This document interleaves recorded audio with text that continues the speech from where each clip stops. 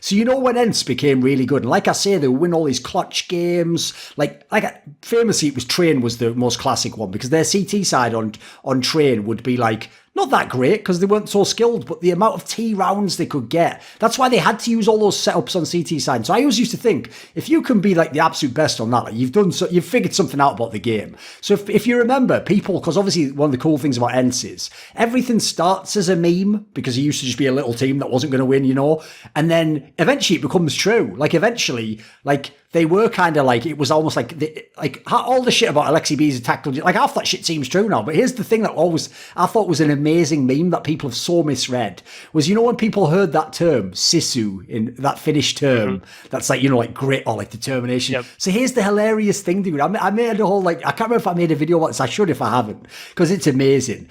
People started thinking, right?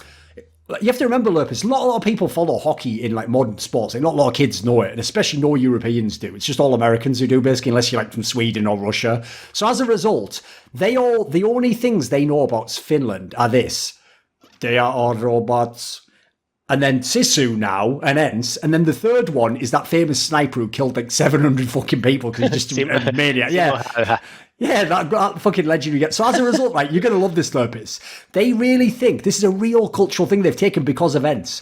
They think all Finns are like insanely cool under pressure, never choke, and always deliver in the big game, right? And I just remember, when I saw this, right, I couldn't believe it. Because first of all, I know all the Finnish teams in 1.6, and that was the exact opposite. These were the Team Liquid motherfuckers who got to 14 rounds, and then you could have bet your house they were going to find a way to lose. And then have that sob story afterwards, you know. And then the other thing is, I've lived in Finland.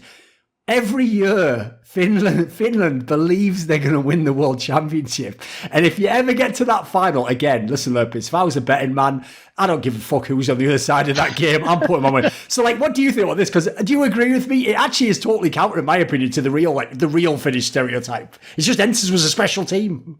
I think it actually goes back to what you were saying before, which is that, like, it's just like the lazy, easy narrative to sort of hang on to and like apply on it and then just use it across the board. I actually thought that the reason that ENCE wound up being sort of clutch and started winning a bunch of the close games was like specifically because they used to lose all of them before. Like that's how like me and Natu used to think about it. Is they had a bunch of close losses.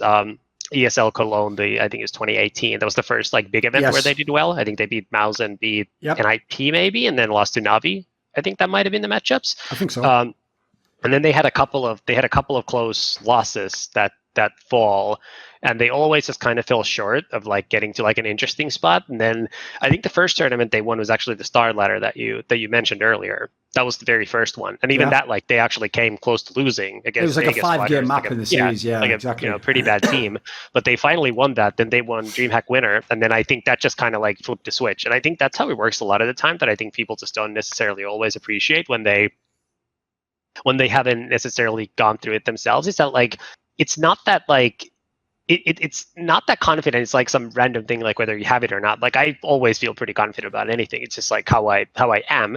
It's all the other things that like are sort of intangible that come with it. So, you know, when you've won a bunch of those close games, or when you've lost a bunch of those close games in a row, like you kind of come in expecting, to some extent, that like, hey, like we've lost all of these before, so like we're probably not the favorites at this point, or like at least it's, you know, a toss up, whatever.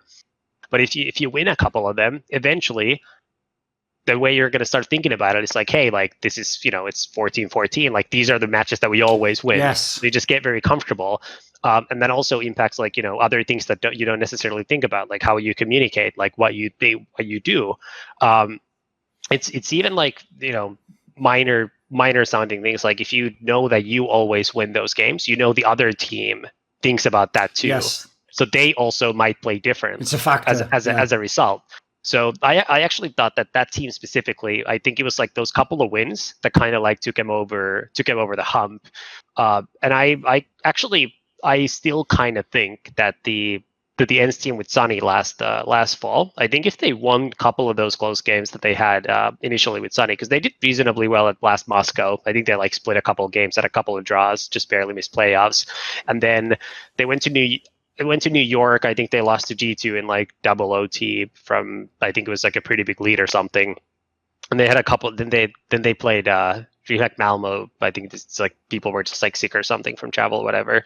I think it's one of those where like, and Alo actually said this to me before. He was like, listen, like I just hope that we don't go through those 3 tournaments and like completely bomb out, because like it's gonna like then that's gonna like really set us back to get us back on schedule. But you've agreed to play those tournaments like 3 months in advance, so you can't really pull out at that point, even though you had no practice.